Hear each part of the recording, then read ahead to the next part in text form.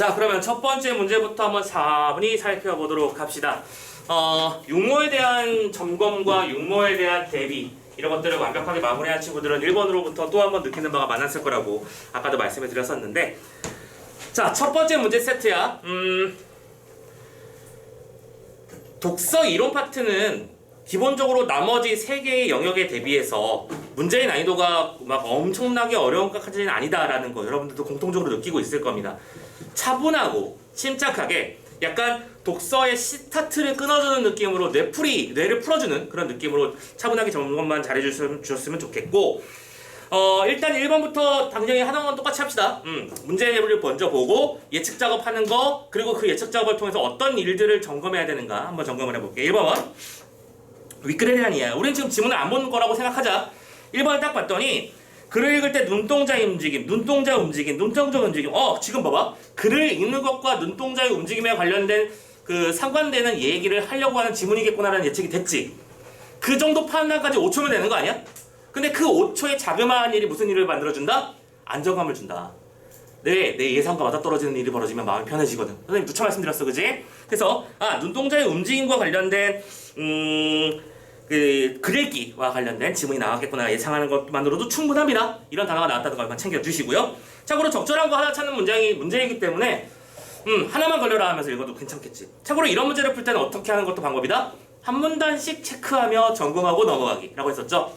자, 두 번째, 다음은 자신의 읽기 과정을 기록한 학생의 글이다. 블라블라 하면서 각각 A부터 D까지의 내용을 연결해보는 형태의 문제입니다. 역시 지문 속에 나타난 이 A를 바탕으로 하는 거기 때문에 이것도 A를 읽을 때 바로 해결해버리면 쉽게 정리가 될 수 있는 문제겠죠? 자, 그런 예상하시고 이거는 두 번째 문단에서 연결되겠구나. 자, 세 번째, 윗글을 읽은 학생이 기억에 대해 보인 반응이다 라고 되어 있는데, 그러면 여기는 읽기 능력의 발달이라는 단어가 보이죠? 자, 읽기 능력의 발달이라고 하는 부분에 지문에 있는 어떤 부분이 연결되어 있을 거야. 그치? 솔직히 말하자면 몸풀기 문제이기 때문에 읽기 능력이 발달하면 이 세 번째 문단에서 두 번째 줄에 바로 보이지 않냐? 그치? 그러면 이건 세 번째 문단에서 답이 판단되는 문제겠구나 예상할 수 있잖아. 이해되셨나? 그런 것들 생각해 놓으면서 이 문제는 읽고 하나씩 풀다기보다는 한 문단 읽고 밑에 있는 거 오답 정리하고 또 두 번째 문단 읽고 2번 풀고 3번째 문단 보고 3번 문제를 자연스럽게 풀면서 자연스럽게 지문을 다 읽은 거와 동시에 모든 문제가 풀려있는 형태, 이런 것들도 만드는 게 좀 좋은 작전 중에 하나겠구나라고 예상했으면 좋겠어요. 자, 그러면 1번 문단부터 한번 살펴보도록 합시다. 쉽게 할 수 있어. 자, 글을 읽는 동안 독자의 사고 과정을 밝힐 수 있는 방법 중 하나가 눈동자 움직임 분석 방법이다. 그렇지. 이 첫 번째 문장부터 우리는 편안해진다라고 했었죠. 눈동자 움직임 분석 방법이라는 게 있대. 그리고 이거는 뭘 하기 위해서 하는 거라고요? 독자의 글을 읽는 동안의 사고 과정. 그렇지. 독자가 글을 읽을 동안에 글 읽기에서 만들어지는 사고 과정을 파악하는 방법. 그런데 첫 번째 문장 꼼꼼하게 읽어야 된다는 점을 우리 이렇게 캐치했지. 여기서 걸리적 걸었어야 되는 문제는 뭐냐면 방법 하지지. 최종적으로 사고를 밝힐 수 있는 방법 중 글자를 틀려내. 하나. 디테일 싸움이지. 그치? 이거를 확인할 수 있는 방법이 여러 개 있는데 그 중에 하나가 요거다라고 하면서 소개해놓은 지문을 시작했어. 그쵸? 그러면서 한 문장만 더 맞아 읽자. 이것은 사고 과정이 눈동자의 움직임에 반영된다고 보고 그 특성을 분석하는 방법이라고. 그렇지? 사고 과정과 눈동자의 움직임은 서로 연결되어 있다는 기본 바탕을 통해서 내용을 분석하는 방법이다라고 설명하고 있고 내용 정의한 겁니다. 그렇죠? 한 문단 읽었잖아. 고민하지 말고 첫 번째 문제에서 지울 수 있는 게 없는지 한번 체크하러 가면 되는 거야. 오케이? 1번 문제 딱 봤어? 우리 적절한 거 찾는 거야? 글을 읽을 때 눈동자의 움직임은 사고강에 영향을 받는다. 야, 다 나왔잖아. 그렇지? 나를 의심하지 마. 나 지금 제대로 읽었잖아. 그죠? 1번 답이다. 바로 체크하고 그냥 끝내버리면 되는 거지. 근데 여러분들이 만약 선생님 저 불안해요. 제가 저를 못 믿겠어요 하면 물론 뒤에 있는 문제를 건드려 볼 수는 있겠지만, 오케이? 이거는 예측하기 작업에서 이제 약간의 기술적 측면이야. 예측하기 작업에서 있잖아. 아까 우리가 두 번째 문단에서 2번 문제가 풀릴 거고 세 번째 문단에서 세 번째 문단에서 세 번째 문제가 풀릴 거라고 예측했잖아. 굉장히 전형적인 평가원 모의고사 방식 아니야? 어느 한 문단도 허투루 나오는 문단은 없다는 이런 체감적 정보가 있다면 믿어도 되는 거잖아 지금 이거. 그렇지 않니? 나를 믿으라는 건 그런 거고 나머지 것도 선생님이 어쨌든 점검은 해드리겠지만 한 문단 한 문단 잘 보면서 천천히 정리만 하면 됩니다. 참고로 하나 끝났으니까 끝났을까? 아니야. 나머지 것도 혹시 내가 해결할 수 있는 건 없는지 확인해 보는 거지. 2번. 눈동자 움직임 분석 방법을 사용하지 않으면 독자의 사고 과정을 밝힐 수 없다? 뭐야? 방법 중 하나라며. 2번은 뭐잖아. 바로 나오잖아. 그지? 여러 방법 중에 하나가 있는데 얘는 뭐라고 했어? 이게 아니면 이거 할 수 없다고 말했잖아. 말이 안 되는 거지? 오케이.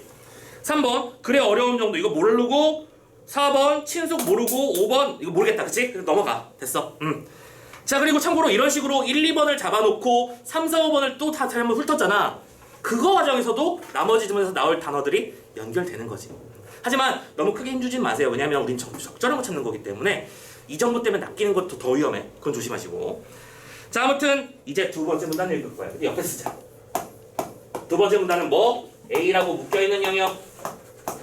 옆에 있는 지문과 연결시켜서 바로 해결할 생각하시면서 정리하도록 합시다. 눈동자 움직임에 주목한 연구에 따르면 글을 읽을 때 독자는 자신이 중요하다고 판단한 단어나 생소하다고 생각한 단어를 중심으로 읽는다. 자, 두 개의 키워드가 나왔죠? 중요한 것과 생소함에 중심을 두고 독자들은 눈동자를 생각을 하면서 글을 읽더라. 그치? 두 개의 중요한 키워드. 글을 읽을 때 독자는 눈동자를 단어에 멈추는 고정, 그리고 고정과 고정 사이에 일어나는 도약을 보였는데 이때 독자가 하는 일은 두 가지가 있대. 고정이라는 행위와 도약이라는 행위를 한대. 고정이라는 건 말 그대로 그 단어를 보고 있는 중이면서 머릿속으로 해석하는 작업일 거고 도약이라고 하는 건 다음 단어로 넘어가는 단계겠지. 그런데 이때 도약은 한 단어에서 다음 단어로 이동하는 짧은 도약과 단어를 건너뛰는 긴 도약으로 다시 구분된대요. 도약은 다시 짧은 도약이라는 것과 긴 도약이라는 게 있답니다. 하지만 일단 비상등을 켜야지 여기서는. 그치? 차이점에 대한 얘기가 나왔으니까 어떻게든 써먹겠구나 라고 예상하시고 고정이 관찰될 때에는 자 봐봐 A 하는 경우잖아. equal. 그지? 그럼 이건 뭐야? 출제 요소다. 맞나? 예상 바로 되셔야 되죠. 고정이 관찰되면 어떤 일이 벌어져? 단어의 의미 이해가 이루어지지만 의미 이해 온. 오케이? 그런데 도약이 관찰될 때에는 건너뛴 단어의 의미 이해가 이루어지지 않았다. 도약이 관찰될 때는 equal 의미 이해 x 차이점 요소 출제 요소 100%야 이거. 그지? A 하는 경우에다가 차이점이잖아. 쉽지? 기본기야 기본기. 글을 읽을 때 독자가 생각하는 단어의 중요도나 친숙함에 따라 잠깐만 어떤 단어가 반복됐다는 느낌 받지 않았어? 중요도나 친숙함에 따라라고 했는데 자 똑같은 말은 아니지만 똑같은 단어로 해석되는 거 맞는 거 아니야? 왜? 생소함의 여부는 친숙함의 여부와 짝을 이루는 말이잖아. 그치? 자, 이 두 단어는 뭐 했어? 반복했어? 반복하는 건 뭐다? 출제 요소다. 항상 말하잖아. 그치? 챙겨놔. 출제할 거야. 아무튼 요것에 따라서 고정하는 시간, 고정하는 횟수, 그리고 도약의 길이와 방향도 다 다릅니다. 길이, 방향. 이거는 고정에 관련된 단어고 이건 도약에 관련된 단어래요. 구분 잘 해나가면서 정보 꼼꼼하게 읽으라고 했어. 자 이때 독자가 중요하거나 생소하다고 판단한 단어일수록 오케이. 자 밑에 이것도 노란색으로 써서 정리해보자. 중요하거나 또는 생소하다고 생각한 단어일수록 이걸 수록이잖아. 그치? 그럼 무슨 일이 벌어진다? 고정 시간은 길어진다. 이건 거는 고정 시간이 길어진다. 오케이. 다음. 이러한 단어는 독자가 글의 진행 방향대로 읽다가 되돌아와 다시 읽는 경우도 있어서 고정 횟수도 많았고요. 자, 같은 얘기지? 오케이? 고정 횟수도 많아. 근데 횟수가 많은 이유는 어떤 일을 하기 때문이야? 다시 돌아와서 읽기 때문이래. 이거 원인이지. 오케이? 원인 요소도 체크 잘 해놓고. 중요한 단어나 생소한 단어가 연속될 때에는 그 단어마다 눈동자가 멈추면서 도약의 길이가 짧았습니다. 자, 도약의 길이와 관련해서는 중요하거나 생소한 단어가 벌어지면 이번에는 도약의 길이가 짧아진대요. 다 안 빌려서 실제여서. 아니 대놓고 실제여서 방식들이 다 나오고 있잖아, 그지? 그렇기 때문에 이게 너무 겉으로 대놓고 노출이 돼 있어서 쉬운 문제라고 말씀을 드리는 거야. 그죠? 자, 이렇게까지 A 다 읽었잖아.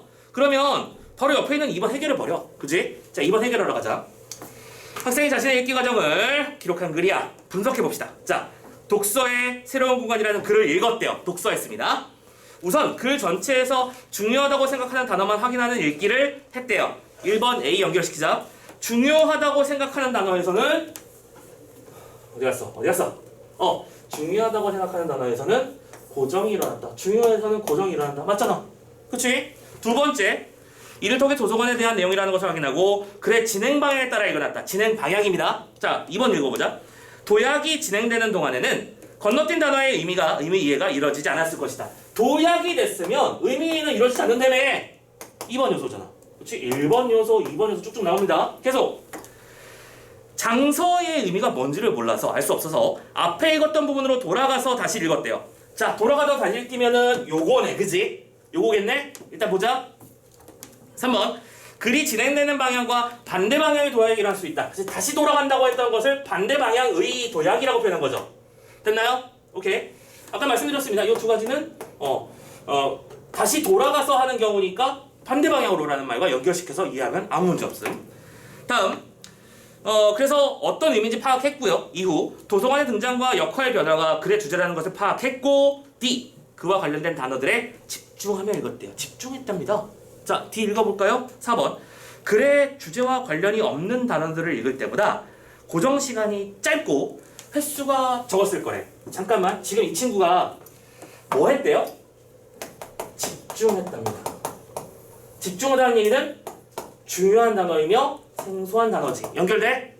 오케이. 중요한 단어고 생소한 단어면 고정 시간 높고 고정 횟수 많고 고정의 길이, 도약의 길이는 짧아. 맞지? 3번, 4번 선택지 읽어볼까요? 고정 시간이 짧고 틀렸잖아. 벌써 틀렸잖아. 어서 오세요. 앞에 있는 거 하나 안 가져가도 되긴 하는데 챙겨가. 4번 정답.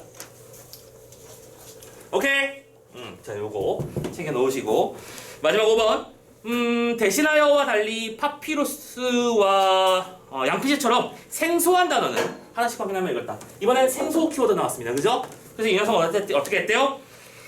중요하지 않고 익숙한 단어들로 이루어진 동일한 길이의 문장을 읽을 때보다는 고정 시간이 길었을 거래. 봐봐. 생소하면 길이가 짧아지는 건데 그래서 이 녀석을 5번 선택지 그걸 뒤집어서 설명한 거지. 무슨 말인지 이해되시죠? 오케이. 자, 이렇게 2번 문제도 바로 해결되는 거 점검해봤습니다. 지금 문장 구성 자체가 우리가 알고 있는 그 패턴 정확합니다. 그쵸? 이퀄 지문과 세모 지문 이 두 개 관계를 잘 활용만 하면 되는 문제였고 아마 쉽게 해결했을 거라고 생각은 해. 자, 세 번째 문단으로 마무리 작업하도록 합시다. 세 번째 문단에서 3번 문제가 풀려야 된다는 거 우리 알고 있어. 자, 가자. 눈동자 움직임의 양상은 독자의 읽기 능력이 발달하면서 변화한다. 읽기 능력이 발달하면. 그리고 우리는 능력이 발달하면 패턴은 항상 동일해. 그지? 자, 그리고 요 뒤에 내용들을 뭔가 하나 정리해서 가라고 연결해야 되는데 참고로 이 문제 같은 경우에는 적절하지 않은 거 찾기 문제였습니다. 맞나요? 왜 혹시 적절하지 않은 거 찾는 거였습니다. 일치불일치처럼 왔다 갔다 정리를 해드릴게요. 그냥 이 녀석은 바로 풀기 위해서. 자, 가자. 발달하면 이전과 같은 수준의 글을 읽거나 전에 읽었던 글을 다시 읽을 때 단어마다 눈동자를 고정하지는 않게 되면서. 오케이? 자, 먼저 단어마다 고정할 필요가 없어진답니다. 상식적으로 생각해 볼까요? 아는 단어잖아. 이제 아는 단어는 뭐야? 친숙한 단어가 된 거고 생소하지 않은 단어가 된 거지. 맞죠? 그러면 더 이상 고정할 필요가 없는 거죠. 바로 이해가 되니까. 그래서 줄어들고 시간이 줄어들고 단어를 건너뛰는 긴 도약이 일어나는 거야. 두 번째, 긴 도약이 일어나. 긴 도약은 도형의 길이가 긴다는 거니까 의미가 이해되지 않는다고 했지만 이거는 이미 알고 있는 것이기 때문에 새로 이해할 필요가 없기 때문에 벌어지는 일이겠지. 맞죠? 그 상태에서 학습 경험과 독서 경험이 쌓이면서 글의 구조에 대한 지식과 자 잠깐만 3번 문제에 3번 선택지 구조를 이해할 수 있을 때 체크 지워지지? 계속 아는 단어 다시 3번으로 돌아가봐. 4번 아는 단어가 많아졌을 때 배경 지식이 늘어나기 때문이다. 배경 지식 3번에 2번 배경 지식을 활용하기 때문에 맞지? 통통통 지워지죠. 자 그리고 또한 하나 더 읽기 목적을 분명하게 인식하게 되면서 그래서 중요한 단어를 정확하게 선택할 수 있게 되는 것도 그 이유 중 하나래요. 정확한 이유를 선택할 수 있다. 맞아. 정확하게 단어를 선택한다. 정확한 단어의 선택 몇 번에 있어? 5번이잖아. 그럼 답이 1번이래. 바로 지워줘야 됩니다. 아시겠죠? 글을 깊이 있게 꼼꼼하게 이해하기 위해 꼼꼼히 읽을 때는 고정 시간이 줄어들고 도약이 자주 일어난다? 꼼꼼하게 읽을 때는 상식적으로 도약보다는 고정이 더 많이 일어나는 거 아닐까? 라고 예상하셔도 괜찮겠고요. 이 녀석은 심지어 오답도 그럴듯하지도 않아. 그치? 그래서 3번 문제까지 해결되고요. 그래서 마지막 3번 문단을 마무리 지으면 이때 문맥을 파악하기 위해서 이미 읽은 단어를 다시 확인하려는 도약이라든가 앞으로 읽을 단어를 먼저 탐색하는 도약 등이 빈번하게 나타나. 도약이 오히려 빈번해진다고요. 오케이? 왜? 전체 구조를 알려고 하는 노력이 더 커지니까. 됐습니다. 자, 이렇게 해서 1, 2, 3번 문제 세트를 한번 쭈루룩 살펴봤고요. 천천히 분석해보니까 이런 거구나라는 게 딱 눈에 보이시죠? 여러분들이 문제를 풀 당시와 대비시켜 봤을 때 내가 선생님이 말씀드리고 싶은 부분의 1번, 3번 이 독서 이론 파트에서의 핵심은 이거야. 시간 아끼기야. 그지? 시간을 아끼는데 대신 조심하실 건 1번 문제처럼 첫 번째 문단 덜렁덜렁 읽지 않거나 그지? 또 단어 안에 존재하고 있는 이 용어들을 그냥 스쳐 읽었다가 틀리는 문제들이 나올 수 있는 문제들이 분명히 존재한다는 거 확인해 주셨으면 좋겠습니다. 오케이? 자, 첫 번째 1, 2, 3번 세트 여기까지 마무리해 주시고요. 자, 진짜 본게임은 이제부터죠. 유리분부터. 자, 좀 쉬었다가 본게임 한번 들어가 보도록 합시다.